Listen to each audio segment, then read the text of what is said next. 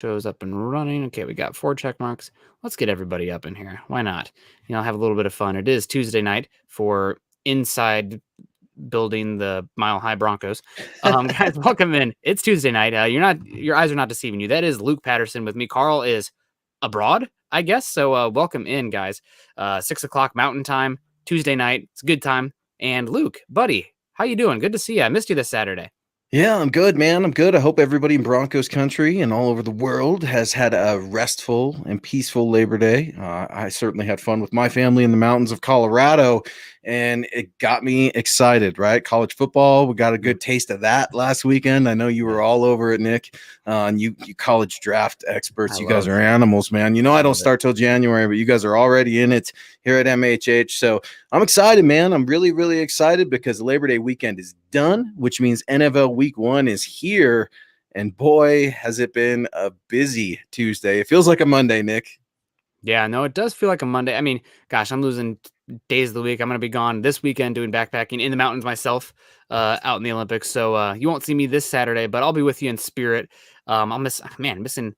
I'll catch week 1, but missing the Iowa State game too. So I'll be eating worms a little bit out there. Hopefully more trout than worms, but it'll be a good time. But yeah, Carl is right now abroad. He will be back at some point, but until then, we're gonna have some fun. And don't worry, guys, I'm not going anywhere just yet. But obviously, Carl is he's abroad.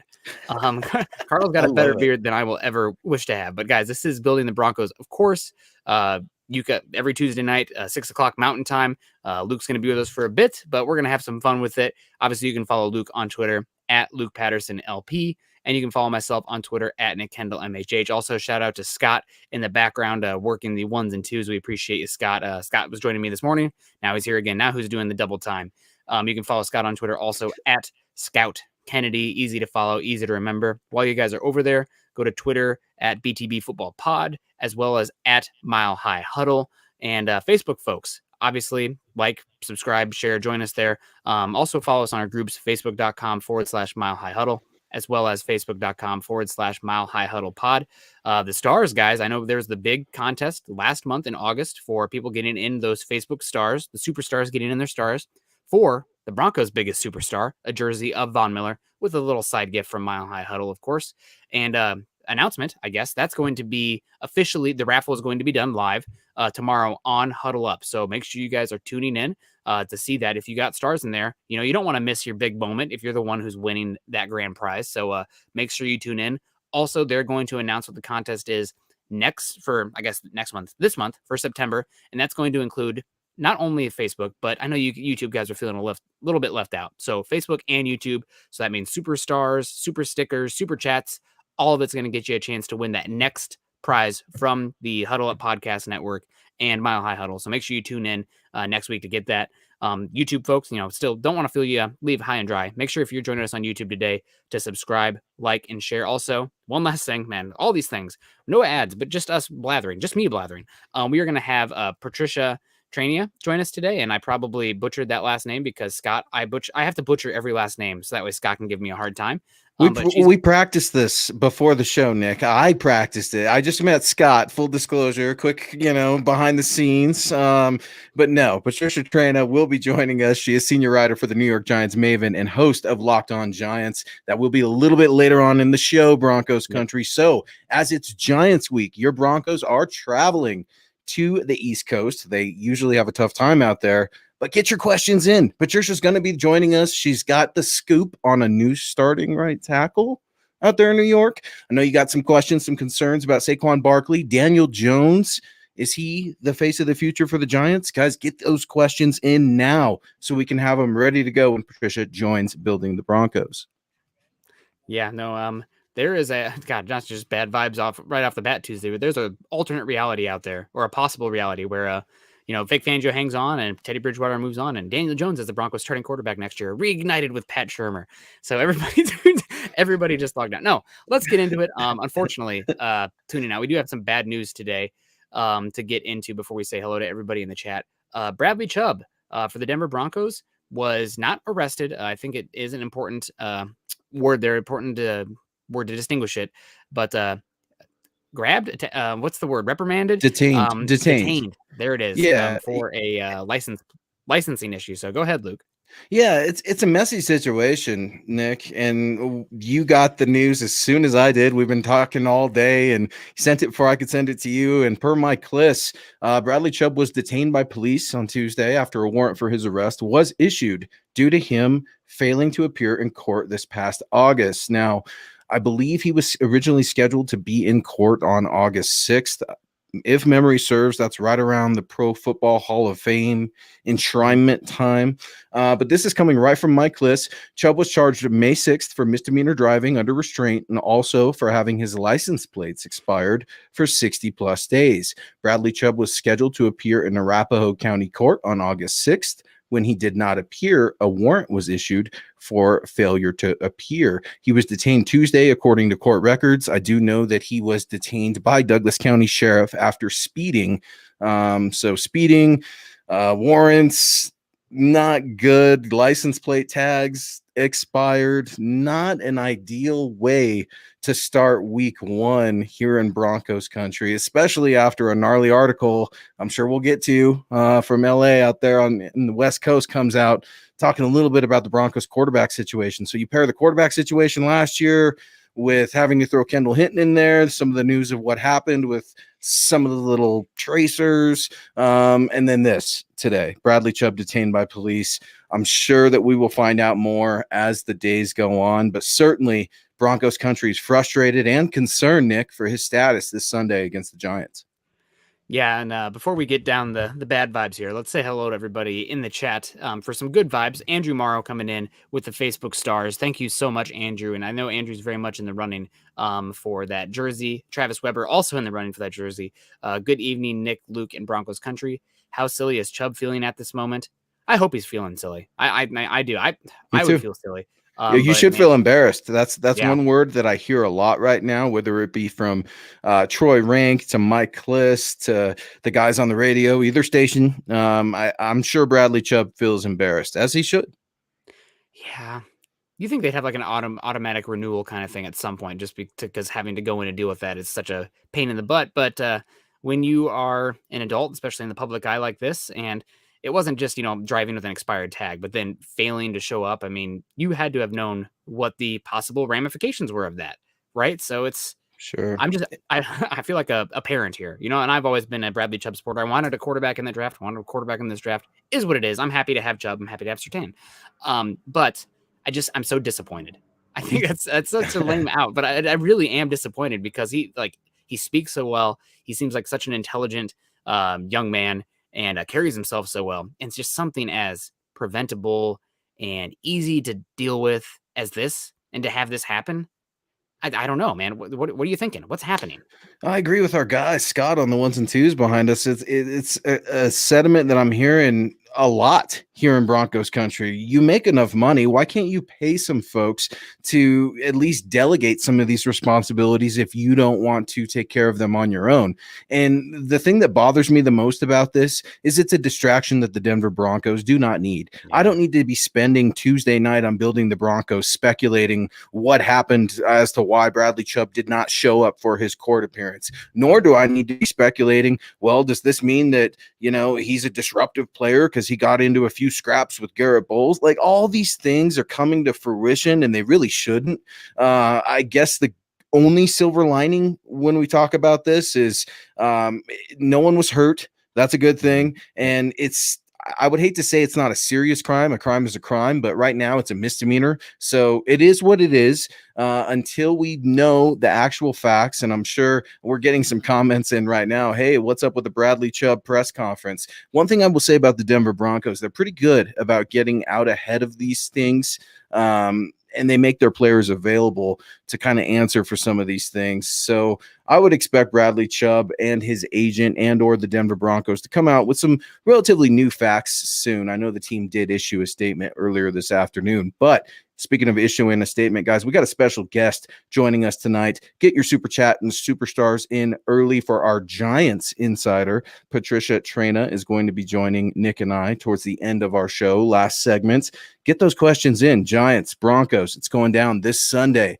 Historically, the Broncos do not have a good record on the East Coast, Nick. And while I'm still feeling confident about this, I think Bradley Chubb will play, but now this is the headline for the Denver Broncos in week 1. Haven't we had enough headlines for this team? We just got a quarterback one, for goodness sakes, Nick. And here we are with our starting edge guy going down to a traffic violation, to plates, to speeding tickets. I mean, absolutely ridiculous.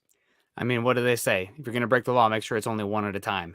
It's kind of piled up. But speaking of piling up, we want to say hello to some people in here. Dylan Von Ark saying, "Sup Broncos country."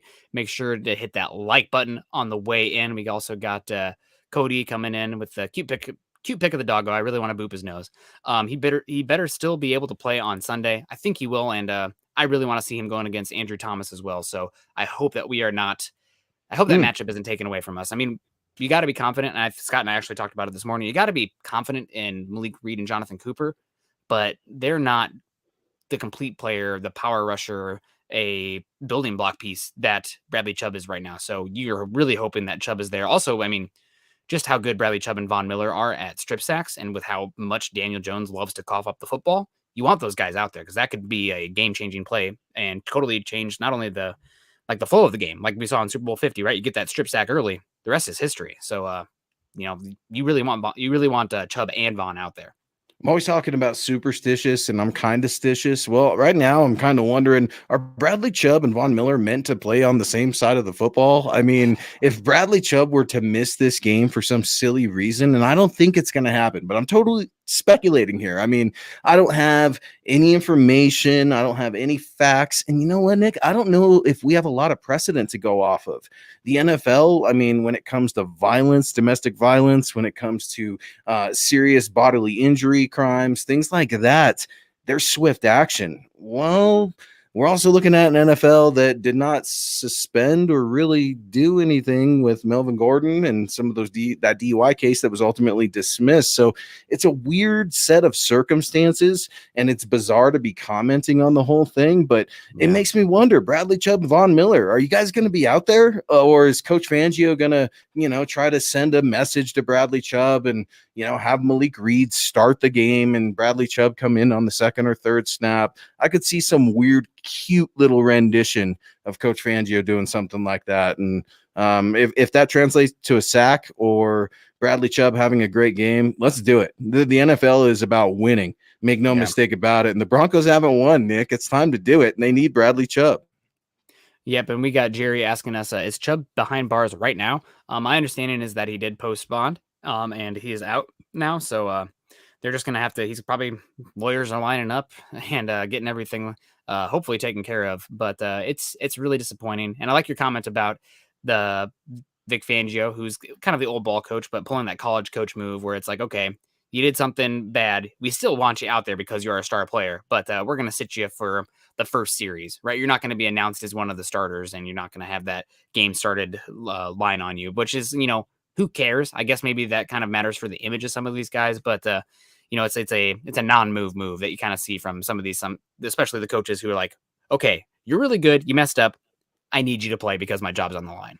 Well, and something that Nick, and Scott knows very well, just from our, and I know from going to the Senior Bowl, Shrine Bowl, scouting, the scouting world, there are all kinds of things like this that happen before the draft. In college, most of these things are swept under the rug as well. Some of these things you never hear about until long after the player is long and gone, whether they be significant or minor. But before we get too much further, Don weighing in real quick. Don, good evening. Welcome to Building the Broncos. Appreciate you. If you guys were Drew Lock's agent, what would be your advice for his career in the NFL?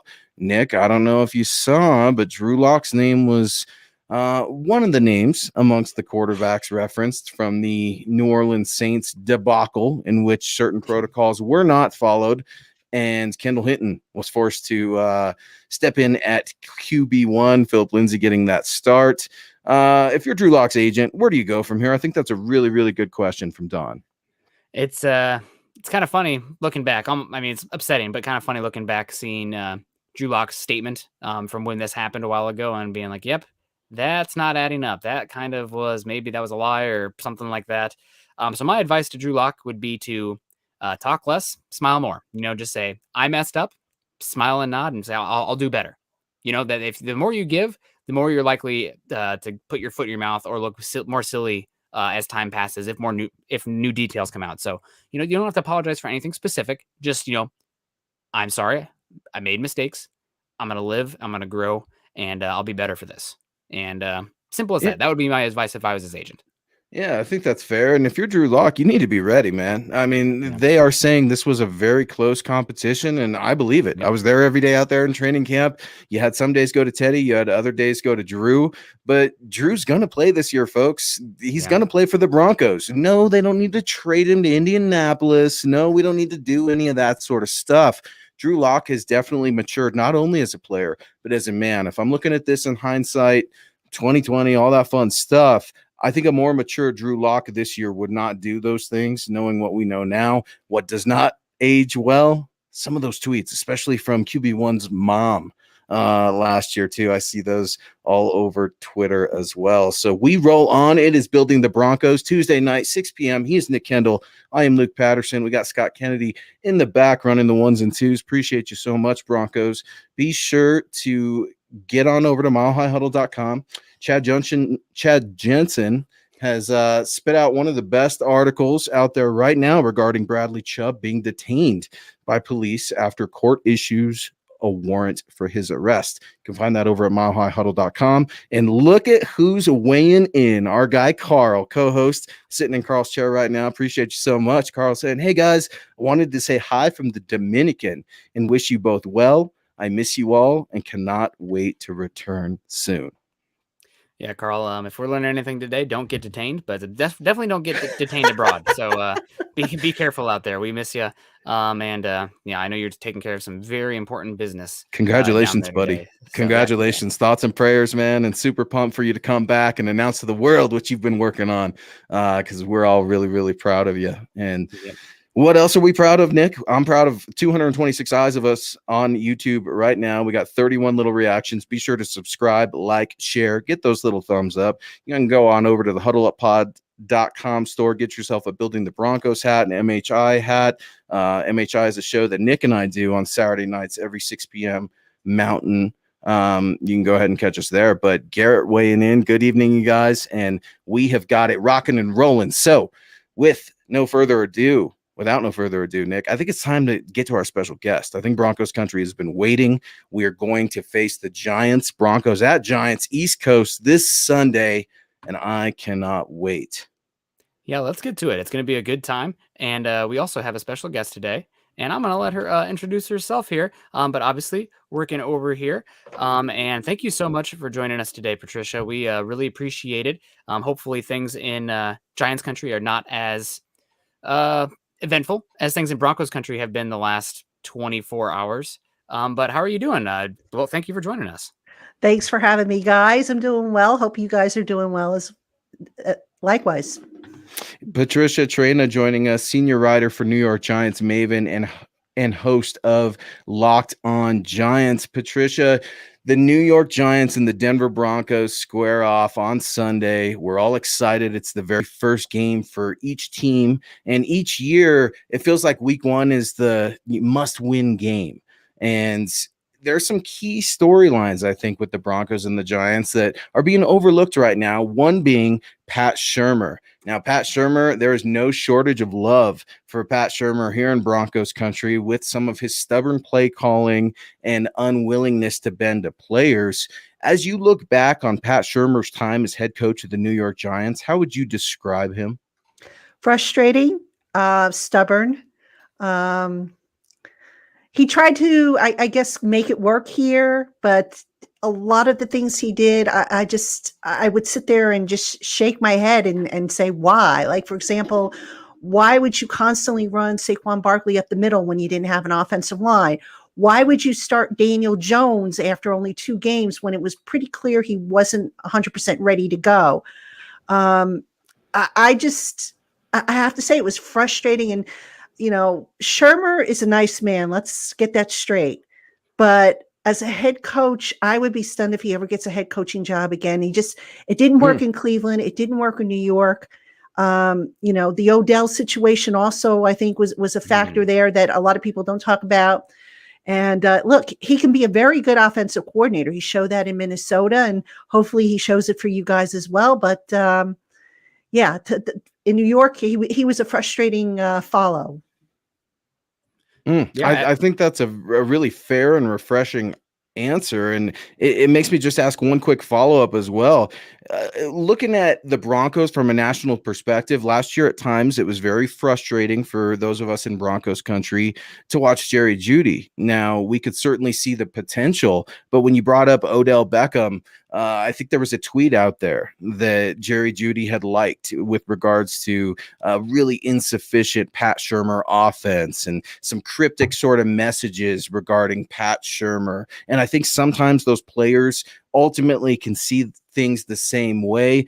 Daniel Jones, Drew Lock, those two names have always been kind of compared. But now you got Teddy Bridgewater. What do the Giants fans think of QB1 and Teddy Bridgewater as the new Denver Broncos quarterback? Well, I think most of us would have liked to have seen Drew Lock as the starting quarterback, because Drew Lock, let's face it, you pressure him, he's more prone to make mistakes. That said, you got to remember, we have Kyle Rudolph on the team, and even though Teddy, I think, was injured for the couple of years that Pat was the offensive coordinator out in Minnesota, they kind of know what to expect, I think. I think Kyle Rudolph has a good idea, an intimate working knowledge of how Pat Shurmur thinks, and don't pass that off as don't dismiss that. I think that could be an advantage. But Teddy Bridgewater, he's a little bit more experienced than Drew Lock, but you get to him, I think he can be moved off his mark, make mistakes, and that Giant defense is pretty good, I would say. I mean, if you thought it was good last year, and let's face it, I think it was one of the most surprising developments last year, they've gotten better. And if they have all their guys, which they should this weekend, it's going to be a fun game to watch. Yeah, I think what's really could make or break this game of being a fun game to watch, but also which way it could go is the injuries that the Giants are dealing with right now with the offensive skill positions. And obviously there's a lot to be made about the quarterback, Daniel Jones, year 3, the offensive line, which we'll get to, but Evan Ingram dealing with an injury. Broncos have been better against tight ends, but it's still been a question mark. And maybe Patrick Surtain will be an answer to that. But Saquon Barkley, that's the big one. I mean, you use the number 2 overall pick on running back. That will probably never go away until Gettleman or Saquon are out of the league. But Barkley obviously suffering that injury, working his way back. It does sound like he's going to go. What are you hearing on that front in regards to Saquon Barkley? Well, Joe Judge said that no decision's been made yet. That said, the Giants do have a fully padded practice scheduled for Wednesday. So Barkley's going to get his share of hits, if you will. Again, in a controlled environment. Let's underscore that, because it's not like they're going to bring him down to the ground like he would in a game. But my guess is that you're going to see Barkley on Sunday. I think he's going to probably be on a pitch count. And, if I had to take a guess as to how many touches he might get, I would say 10 is a very generous number. I'd be stunned if he gets more than 10 touches, maybe a couple dozen snaps altogether. They're not going to go from 0 to 100 for his first game back, especially given how slowly they brought him along. So I do think they're going to get him in a game. At some point, they have to get him in a game. They have to take the bubble wrap off of him. And, even if it's just on a pitch count, like I said, which is what I think will be the case, I think we will see him unless something happens and he has any kind of setback in that Wednesday padded practice. But Joe Judge, again, has said that no decision's been made, although I'm pretty sure he has an idea which direction he'd like to go if all things, continue the way they are. That means the Broncos could get a heavy dose of former Denver Bronco, Devontae Booker, this Sunday as well. So we'll see how he does. He actually made the Broncos look not great last year with the Las Vegas Raiders. But Evan Ingram, what's the latest on him? The Broncos, like I said, trouble with tight ends. If you can isolate one against an Alexander Johnson or a Josie Jewell, they can nickel and dime you to death if you're isolating those guys. How's he doing? How's he looking? Evan's dealing with a calf injury. Now, my gut feeling is he doesn't go Sunday. Which is kind of a shame because he's had a good camp. But when he got injured in the preseason finale, he limped off the field, and I was watching him all the way, and he limped off the field, sat on the bench with his head in his hands. And when they took him back to the locker room, he didn't even get inside before he was declared out, which to me said that injury was something significant to keep an eye on. Now, Judge did say on Monday, he did say that Evan had treatment over the weekend, was making progress. But, let's be realistic here. You get injured today, you're going to start to feel better the further out you go from an injury. So I kind of take that with a grain of salt. But I would be very surprised if we see Evan Ingram on Sunday. I mean, it would be great, but I think it's going to be Kyle Rudolph. Caden Smith, by the way, the other tight end, is dealing with some kind of injury. We don't know what that is yet. We'll find out on Wednesday. The Giants will almost certainly have to call somebody up, I think, from their practice squad to fill out that depth, because right now the Giants are razor thin at the tight end spot. So what I'm hearing is a lot of 11 personnel, 10 personnel maybe, and having to test that depth of the Broncos cornerback room, which if you checked out the depth chart, it looks good on paper. We'll see how it works out here. But Luke, she is Patricia Traina. This is Building the Broncos. You can find her over at giantscountry.com. She is the senior writer for New York Giants Maven and host of Locked On Giants. And Patricia, you know as well as I know, fan bases, we love our teams, and sometimes to a fault, sometimes to when it hurts. We're there through the highs, we're there through the lows, but having the pulse on Broncos country right now, I feel like a lot of Broncos fans are overlooking the New York Giants. Now, I find that comical. I find that bizarre, considering that the Denver Broncos haven't won jack squat in 5 to 6 years anyways. How are the Giants fans looking at the Broncos for week one? Do they think this is going to be a challenging game? Is this a team that they feel they could walk all over, considering the losing record, the quarterback carousel, the head coaching fiascos? How do the Giants look at the Denver Broncos? Tough. It's a tough game. I mean, look, the Giants, as you guys probably know, their offensive line is a big, big question mark. And if you have Von Miller, who's healthy, and a healthy Bradley Chubb, wow. Oh, he's healthy, Patricia. He's just detained. That's our problem here in Broncos country, right? Today. But yeah. I'm saying if he's healthy and he's detained, I'm sure. I'd be surprised if he's not released from custody by then. But the point being is the Broncos, they have upgraded their defensive secondary, a very strong defensive secondary. Their safety group is probably, I think, the best in the league, and the Giants have a good safety group. So for me to say that, I mean, if I had to rank them, I'd say Denver is 1 and the Giants maybe 1A. But the Giants also have some injury issues, at the skill position players. Kenny Golladay should be okay, but he's coming off of that hamstring strain. We don't know what we're going to get from Kadarius Toney. For deep threats, Darius Slayton is a deep threat, but he kind of had a so-so camp. Sterling Shepard is more of an intermediate range type of guy. So, and then again, with the running back situation, is it going to be Saquon getting a lot of touches, or are we going to see Devonta Booker getting a lot of touches? So I'm not sure how this is going to work out, but suffice it to say, I don't think anybody is looking at the Denver Broncos as a pushover. And if they are, shame on them, because that's a pretty good football team. Yeah, and we got a good question coming in here from Andrew Baker saying, how's our running game going to do against the Giants D? We're going to rely on that heavily for the most of the season. And this is something that I've been probably my biggest worry for this game, is outside of, the unknown of Teddy Bridgewater in general and the quarterback. But the Broncos interior offensive line, it's solid. They've struggled with Lloyd Cushenberry. But the Giants interior, you talked about them being 1A, 1B for the safeties. I think they're either 1 or 1A for the interior defensive line group with that Dexter Lawrence and Leonard Williams pairing. And I've got to say, that duo could absolutely dominate this interior for the Broncos and wreck any game plan they want. They're so impressive. Yeah, they definitely are. I mean, the big question mark for me, and I keep harping on this until I see otherwise, is the Giants lost Dalvin Tomlinson, who was very underrated as a run stuffer and just an overall, as a penetrator. So now they're going to plug in Austin Johnson, a guy who wasn't bad last year, but, I just thought that the defensive line as a whole, for the limited snaps they had in the preseason, I thought they were kind of quiet. That said, you're right. Dexter Lawrence is probably the most underrated guy on the Giants defense, a really good run stuffer. Leonard Williams can stuff the run. He can rush the passer. So he's your complete defensive lineman. So I think that's going to be a good matchup. And I know the Broncos, they have a good set of running backs there. I was breaking that down for my listeners on my podcast earlier today. So yeah, it's it's a key matchup, I think. And if that's what Denver is going to rely on, then I'm going to be interested to see who wins that battle. I think that could be an even draw, if not slightly advantage. I'll give to the Giants. Yeah, they may have to try to work those tackles a little bit as well, because the Giants, they have solid edge rushers, but it's not like the pairing of Dexter Lawrence and Leonard Williams out there with Lorenzo Carter. Obviously, freak, but we'll see. Go ahead, Luke.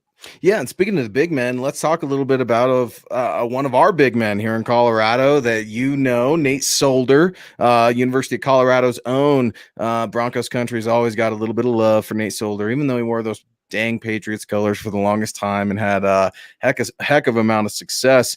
What do you know about Nate Solder and his position right now with the New York Giants, as he is taking very unorthodox route to his twilight of his NFL career? Can you update us on Nate Solder's role with the New York Giants here in 2021? Yeah, so originally I think Nate Solder was brought back with the intention of being the swing tackle, left tackle, which he played for the majority of his career. And then, of course, at right tackle, which he played back when he was a rookie in 2011. But here's the funny thing with this offensive line, and trust me when I say this is a real thorn in the side of Giants country and Giants fans. The offensive line original right tackle was supposed to be Matt Parrott, their second-year player out of UConn. He was the third-round draft pick last year. And the Giants, according to their unofficial depth chart, now again, unofficial is the key word here, they're going to start Nate Solder at right tackle. And this is kind of interesting because Nate Solder was the starter in the preseason finale, but Judge also said that they're going to probably rotate at that position. Now, I am not a big fan of rotating offensive linemen. I say just go with your five and let them gel. Stop with the, shuffling guys in and out. But you also have to remember, Judge is familiar with Nate Solder from having worked with him up in New England. So there's something to be said about a coach who brings in his guys. And that's not to say that, Matt Parrott is on the way out or anything like that. But I think there's maybe more of a comfort level with how Nate Solder prepares, how he approaches the game, and what he has shown so far. So that's why I think we're going to see at the very least, a rotation at that right tackle spot with Nate Solder leading the way, probably taking the majority of the snaps. Yeah, thank you so much. That's a lot of good insight there. Before we get you on out of here, though, I do got to ask, what is your prediction for the game on Sunday? Obviously, both these teams are maybe not must win, but it feels like a must win. It's definitely a must win for Vic Fangio, who's won one game in his career in September. Has he even won a game in September? Never. No. God, it's so Vic's still over there singing "Wake Me Up When September Ends" by Green Day. That's a rough drop there, but no, yeah, give it to us straight, Patricia. You always do. Now I know that you got some love for your guys, the G-men, but you're also a diehard professional. You've been doing this for a considerable amount of time. You were solidified, respected, considered one of the best in this game. Give it to me straight. Giants, Broncos, prediction time. Wow. I hate making predictions because I'm never right. Back in the day, I used to have my dog make the predictions for me. And if she was wrong, I didn't have to take the volume. Did she do better? Pretty well back in the day. I mean, it was a neat little. I give her a cookie and I say left cookie or right cookie, and I attach a team name to it, and she would pick the cookie that she wanted, and that's what I went with. And I'd say, okay, if I got it wrong, it's because the dog picked the wrong cookie. But yeah, I like it. I think this is going to be a slugfest. I don't think this is going to be a boring game. I have concerns about the Giant offensive line. I have concerns about the Giants offense and how solidified that group is. A lot of guys that I think we're going to see play, specifically at the skill positions, they haven't worked with Jones. So I don't know how cohesive that unit is going to be. The Denver defense is pretty good. Hopefully. Yeah, all right, for you, hopefully. So I'm not going to lie. I think I'm going to go with Denver on this one because I don't have a warm and fuzzy feeling just yet about the Giants offense. I think They still need to solidify. Daniel Jones, even though he's been working extra time with Kenny Golladay and Kyle Rudolph to get up to speed with them, they missed a lot of time. And there's something to be said about that. You just don't walk onto the field. There's a reason why you practice. You just don't walk onto the field after a guy's missed basically the entire 6 weeks of training camp or whatever it is and expect him to be like in midseason form. So I think if that Broncos defense can get to Daniel Jones, can stuff that run, they can get the upper hand. Now, I also think that it's not going to be a high-scoring game because the Giants defense, I think will have some success against that Broncos offensive line and, rattling Teddy Bridgewater and all that stuff. But at the end of the day, I think it's going to be a close one, and I think the Broncos just might act this one out. Absolutely love it. She is Patricia Traina, graciously taking time out of her evening to join Building the Broncos here with Nick Kendell and Luke Patterson. Patricia, we appreciate you so much, guys. Be sure to find Patricia and all of her work, her team's hard work over at giantscountry.com. She's the senior writer for New York Giants Maven and host of Locked On Giants. Patricia, thank God football is back. Have a great time on Sunday, and hopefully we can connect later this season. Thanks so much, guys. It was a pleasure. Let's meet in the Super Bowl. How's that sound? Thank you, Patricia. Hey, it's happened before, right? Hey, not at that stadium though, because we are haunted there. And I always tell Nick, I'm just kind of stitious, with the Broncos, the East Coast thing, that stadium, it's still there for me a little bit. So hopefully next time it's here in Denver and I'm feeling a little bit more confident. Whatever. We'll see. Thanks, Patricia. We'll see you. Right, and good luck on Sunday. All right. Well, that was awesome, man. So insightful. Obviously, Chad and Scott could not speak highly enough about her, and I see why. Patricia brought a lot of insight here, so we're really appreciative of her coming on here, and make sure you guys check out her work as well. She'll be covering the game this Sunday. So let's get to a couple of these super chats that came in while Patricia was dropping some knowledge in here for us. So we got Aaron Lynch, who is always so consistent and supportive to our shows in here, coming to the $10 super. Thank you so much, Aaron. I was actually panicking there for a second because I scrolled up and I was like, it's gone. But our guy Scott got it in the background. So thank you, Scott. And thank you, Aaron. Traffic violations, ? Exclamation point. Hopefully I captured that for you. We're not dealing with Ray Rice or Tyreek Hill. My fandom has its limits, but Chubb's issues doesn't test them. This will be a close to a non-issue. He needs to / will sort himself out. I agree. It's just like, for me, I have a lot of hope and high belief in Bradley Chubb, not only just the football player, but the person. And one of these is kind of like, come on, man. Like, you're hoping that he can set the tone and whatnot. Is it a non-issue? I wouldn't say it's a non-issue, but it's like, just be better. It's such a simple thing. So I'm not going to lose any sleep over it. I totally agree with you, Lynch, but it's just like, I'm slightly disappointed. Like, we don't need this right now. This team does not need the distraction. They got to go in and win this game. But somebody mentioned in the comments, Broncos win this game, this will be way in the rearview mirror, and we'll be moving forward. Not only that, Nick, but thank you so much, Aaron. Appreciate the support. I agree. I'm frustrated with you, but not only if they win the game, but if Bradley Chubb goes out there and gets one sack, gets one monster hit, that's it. That's over. Later, it's old news. And I debated how I wanted to attack this tonight, Nick, because I have a fan in me. I do, and I've got to put that aside at times. And the fan in me is screaming, what the hell? This is just absolute BS. You're a grown man. Take care of your stuff. I have to. Why can't you?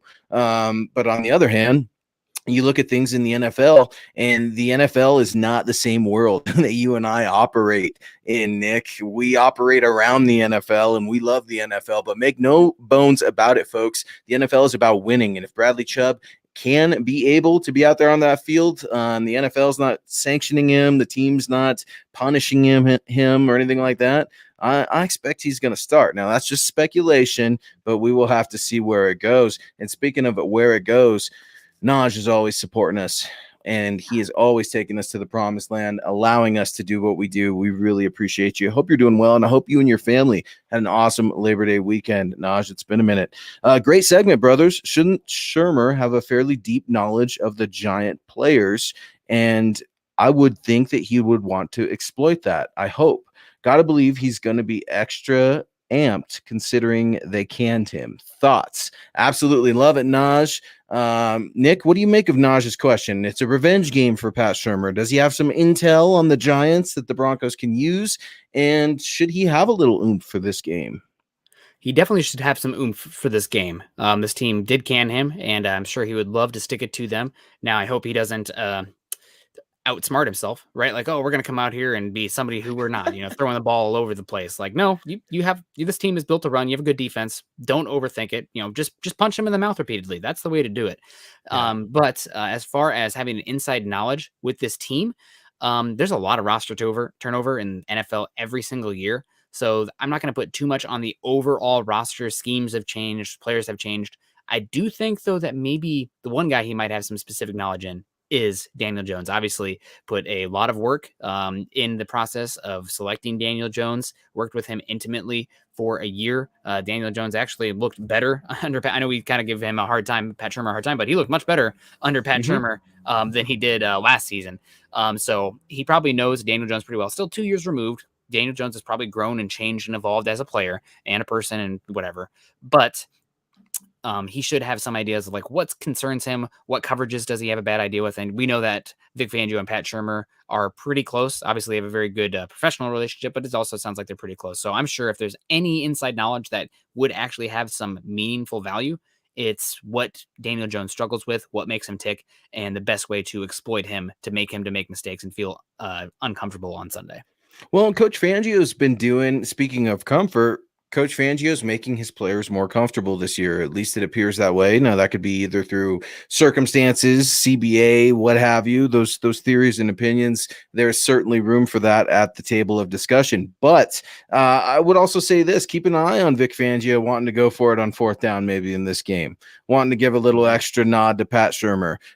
He's starting to do little weird things like that, and I don't know if he's finally bending as opposed to breaking all the time and starting to get a little bit more flexible. Only time will tell. But your time is precious. You're joining Nick and Luke here on Building the Broncos every 6 p.m. Mountain Time.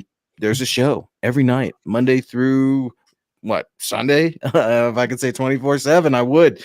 We got shows rocking on Monday, Tuesday, Wednesday, Thursday, Friday, Saturday, Sunday. Those consist of Huddle Up, Building the Broncos, Dove Valley Deep Divers, and the Mile High Insiders. Those Huddle Up boys, they're always floating around. You know them, you love them. And speaking of love, James Richard in the house. Appreciate you so much with a $5 super chat.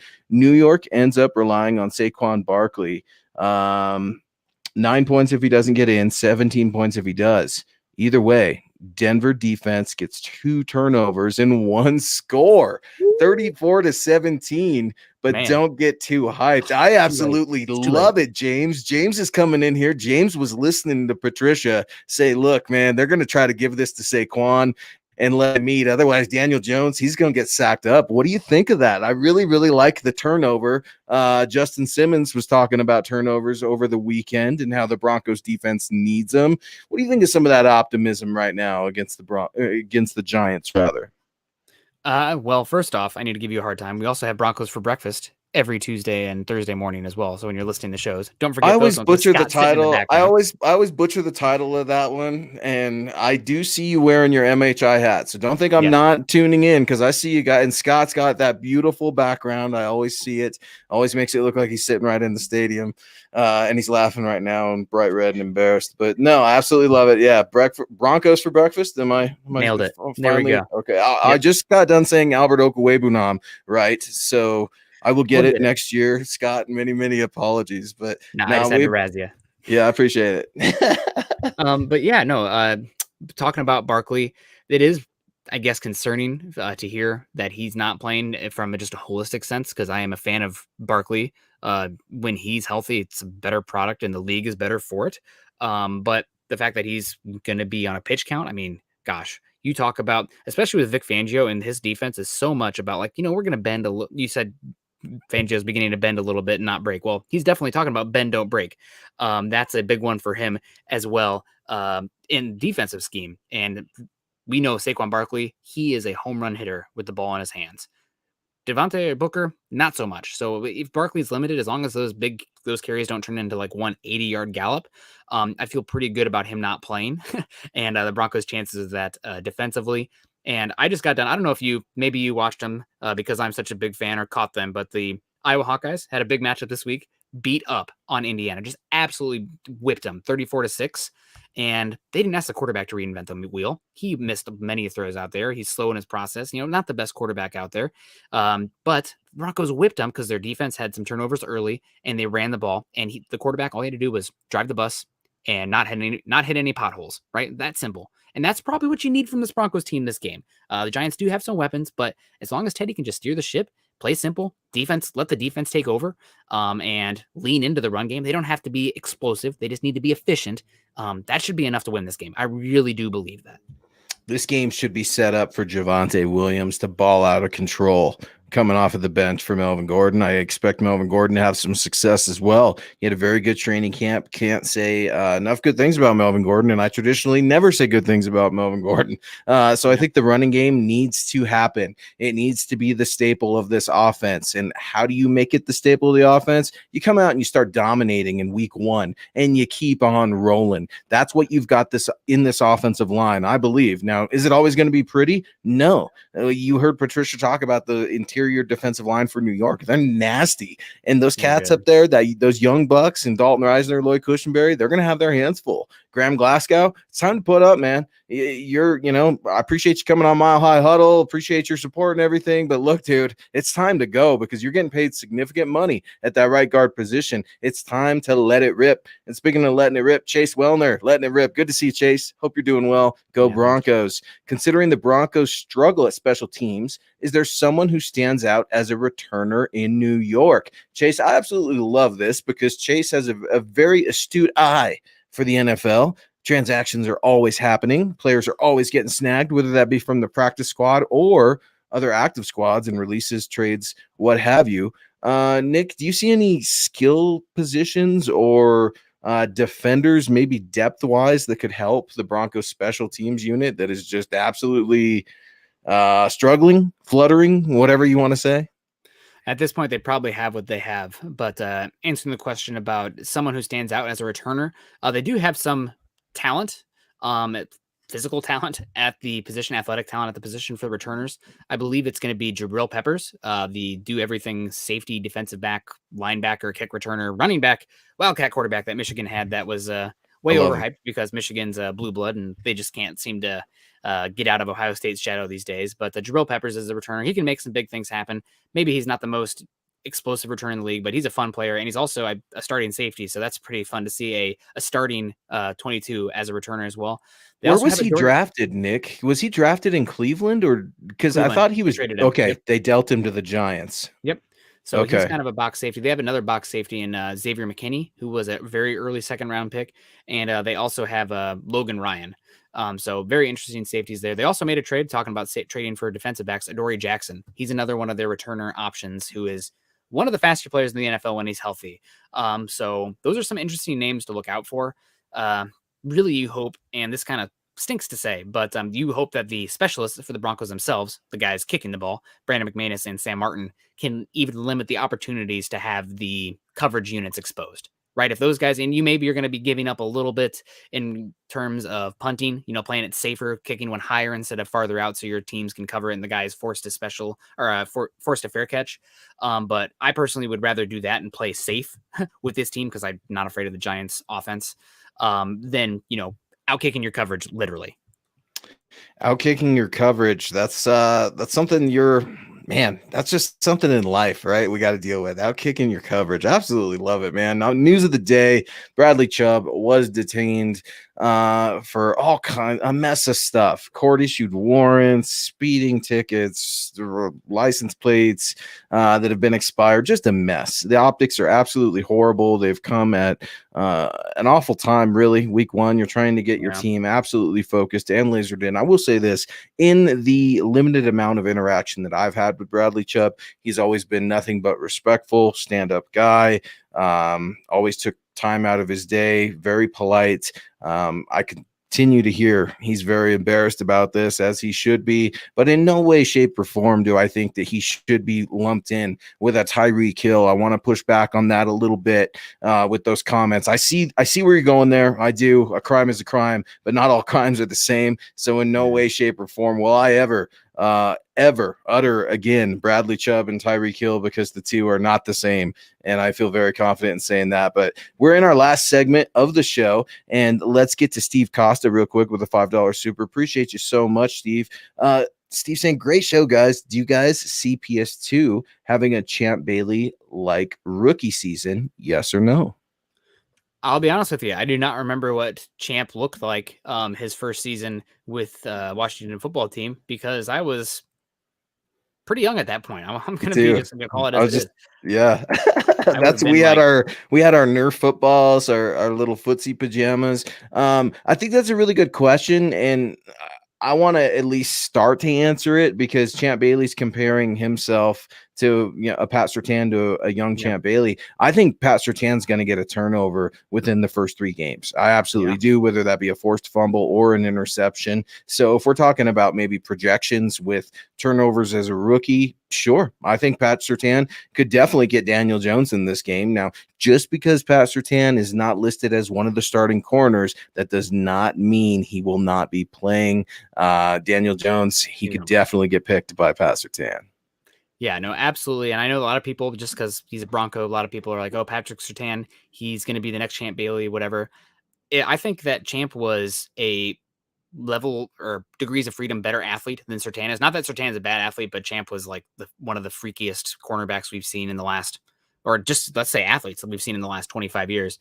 But if you're looking for a guy with size, intelligence, instincts, and a high draft profile, somebody who's seen almost as a can't miss, why not Charles Woodson? I know that he was kind of the other guy that you talked about in that era as being one of the best cornerbacks in the league. Woodson wore many hats.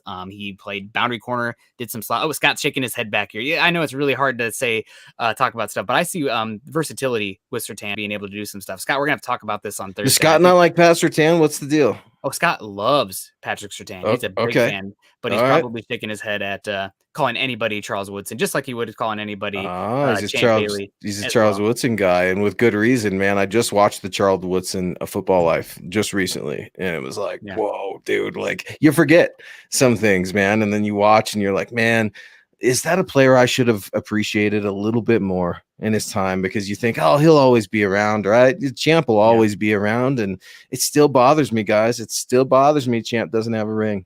I mean, Champ should have had one. And Pro Football Hall of Fame, that's great. But, man, Champ deserved one. Yeah, no, absolutely. And that just kind of shows if you don't have the quarterback, you can have a good career. But I mean, we've seen with Von Miller these last few years, right? I mean, this team hasn't amounted to much, even though Von's still been pretty darn good the last 5 years. So we'll see what happens there. But we want to keep getting to some of these super chats because we don't got very much time left for some of these comments in here. Travis coming in. Thank you very much, Travis, asking about the Iowa Hawkeye. Noah Fant. Everyone drink. How is Noah Fant doing? Is he hurt or full go on Sunday? He has not practiced since before the Seattle game, the Seahawks game. It does sound like he's going to be full go, which is great for this team. But I do think the Broncos are going to have him somewhat on a pitch count. And I will say, I think Noah Fant is a special talent on this team, and the team's better when they have him. But I am shockingly, considering where I was, I'm shockingly more confident in the tight ends behind him, in Eric Saubert and Alberto Cuevanam, given what we've seen in preseason. If Fant's on a pitch count, I'm not super worried. Now, if we were playing the Chiefs and you had to have all systems go to play a catch-up game, then I'd be like, okay, well, Fant's got to get out there, otherwise we're going to be in trouble. Don't think you're going to have to play catch-up with the Giants. So you can be a little bit more conservative with Fant. I would actually be okay with Fant not playing, if I'm being completely honest, because that man played on one leg last year for like the whole season and still put out. Dude, if you need a week, all right. Like I need Noah Fant to work out. I need this guy this year to be his coming out party, if you will, because I think he could be one of the best tight ends in all of football. That's right. Not just the division, which already has 2 of the best in football, but the rest of the NFL as well. I'd be okay with Noah not playing. I think he will play. Like you said, it will be on a pitch count. James Palmer did note that Fant participated in individual drills yesterday, just like you said, Nick. And that was the first time since before the Broncos preseason game against the Seahawks on August 21st. So to your point, they will monitor Noah Fant. They want him on that pitch count. They want him playing football because, as you know, Nick, there's football shape and then there's Abercrombie model shape, and neither of which I'm in, by the way. But it's just one of those things. You got to be out there. You got to be with your team. You got to be riding. Noah Fant should be able to strap it up.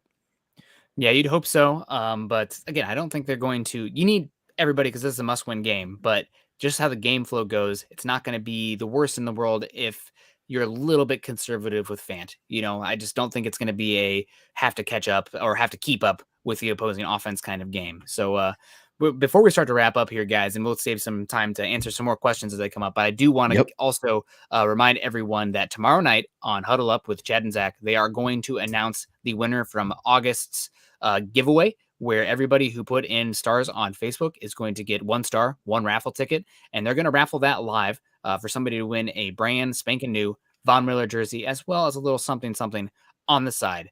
They're also tomorrow night, so make sure you tune in for that, because if you want to live in that moment, if you win, you want to be able to sit there and revel in that. But also they're going to announce what September's contest is, and they also, good news for you folks over on YouTube, it's not only going to be Facebook superstars that come in, it's also going to be the super chats and super stickers. So get those guys in, and you're going to have a chance to win a giveaway from the Denver Broncos and Denver Broncos related, and from Mile High Huddle. Got me all tongue tied here. You're just excited about Nick. Nick can't participate. We are not allowed to participate in the Von Miller jersey. He's all fluttered because Von Miller, team captain. Right, there's another one of Vic Fangio's things. He's Von Miller, team captain. Now, this isn't a captain jersey, but know that you would be getting Super Bowl 50 MVP Von Miller jersey, 5'8". Man, that's something. That's not just a Trevor Simeon 13. I'm going to change the name on it jersey. This is a big deal, folks. Be sure to get in, give those little superstars as a sign of your support, and also as a 1 raffle ticket with your chance to win a Broncos Von Miller jersey. Yeah, no, absolutely. It's going to be a lot of fun. And I am jealous. Maybe I should get a jersey of somebody this year, because I don't typically get players jerseys who are active on the team. Okay. But back in 2015, I asked for a white Von Miller jersey. And that's what he was wearing when he won Super Bowl MVP. So I've been waiting to hold those powers, not picking up a Drew Lock or a Paxton Lynch jersey. But that Patrick Surtain number 2 is looking mighty fine. I gotta say, oh man, it's just such a good looking jersey. So we got James coming back in here with the Predator face. I think give me nightmares there. Love that movie. New York is going to get obliterated passing the ball. You hope that the Broncos, we talked about it earlier, Broncos get a lead early and make New York abandon the run game and have to not only go to the pass game, but go to those like 5-step drops, shotguns, getting those weapons out there, especially with their tight ends being dinged up like they are. Look out, man. I don't want Daniel Jones. If his jersey comes out of this game clean, we have issues. I mean, you might as well just get rid of Fangio at that point, right? You have to get after the quarterback in this game. You have to make Daniel Jones dirty. Yeah, and I saw a comment in here, Vic Fangio doesn't like to blitz. Vic's going to have to come with it, man. And the Broncos defensive line is nothing to scoff at either. Yeah. I'm ready to see Shelby Harris get some sacks. Batted balls are great, and that's fun and all that kind of stuff, but I want some sacks. I want Mike Purcell to get back in there. Draymond Jones, show me something. Let's see it. You got McTelvin Najim, my guy. I think he's going to take a step this year, but you got to earn that. You got to continue to earn it, because right now you're not at the kiddie table anymore. You're in between tables right now, standing up, looking for a place to eat. If you're McTelvin Najim, and if you get that opportunity to go after Daniel Jones, do it. Von Miller, man. So that should be Von Miller on Nate Solder. Is that what I'm hearing? Would he be starting right tackle for the Giants? Yeah, that's what it would look like. That's going to be rough for Nate, and I love Nate. Went to school with my wife as well, and it's just one of those things where Vaughn's got Nate's number. Vaughn should know what Nate's going to do. However, Nate should know what Vaughn's going to do, but I'll take a flexible Gumby over, offensive lineman that's just a little long in the tooth. Bradley Chubb, what is going to come out over this detainment and this warrant, this minor warrant, if you will? That's remains to be seen. But if you're Teddy Bridgewater, aren't you feeling a little good for once this week? Your name isn't being drugged through the mud quite yet. You're kind of just playing second fiddle to the rest of your team. Talking to Patricia Traina a little bit, she's making me feel good, Nick, when she's saying that the Broncos are no joke, and the Giants fans and the Giants are looking at them as a very tough team. It makes me feel good, man. It makes me feel hopeful. I'm just feeling good with football here. It's going to be good. You're going to have real live results to talk about and Thursday, analyze and break down. Thursday night, baby. It's We're happening, so baby. close. We're going to do it. But yeah, it's going to be great. I'm really excited for this game. And obviously the Broncos getting after it. You guys make sure you don't go anywhere. We're going to be back tomorrow night, and we're going to be back Thursday morning, Thursday night, Friday, Saturday, and Sunday after the game as well. So make sure you guys are tuning in. That's going to do it for us today, though. We got to get going. You guys can follow Luke on Twitter at Luke Patterson LP and myself at Nick Kendell MHH. Also, make sure you follow Scott at Scout Kennedy. Want to give a shout out also for everybody that contributed today to the show. We got Naj Altoff, Aaron Lynch, James Richard, Chase Wellner, Steve Costa, Andrew Baker, Travis Tarbox, Travis Weber, and Andrew Morrow. Thank you guys so much for contributing, getting those stars in and super chats in for your chance to win whatever they're going to announce tomorrow for the next raffle. Also want to give a big shout out to Michelle Traina for joining us today. Man, so much insight. Patricia absolutely just killed it. I thought she was amazing, and I might have to steal her trick where she is using the dog to pick the game. So maybe for the QB next year. Hey, you know what? And the whole time she was doing that, I was thinking of one of our guys here. I can't remember him in Denver. With the seal, there's Nick the Seal or Nick the Sea Lion or something out there. Yeah, and they do one. Yeah, they do one of the little balls, right? Where it's like the Bronco ball and a Chiefs ball, and it's Nick's pick or something like that too, man. I'll have to tag you in that when I see it. But no, I appreciate it, man. Building the Broncos, it's been awesome being here, man. I'm hoping to get on a few more shows with you guys as Carl will return in the near future. But I see some folks asking for our official prediction. Our official prediction will be announced this weekend, folks, at milehighhuddle.com. I hate to do it. Everyone loves a tease, but it's what we do. It's football this time of year.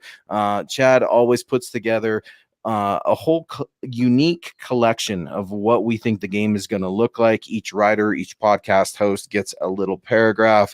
Always really cool to see who ends up with the most wins and losses. Chad keeps those going for a kind of pick 'em, if you will, throughout the year. So stay tuned. The Huddle Up Boys will be back tomorrow. He's Nick. I'm Luke. Go Broncos. Go Broncos.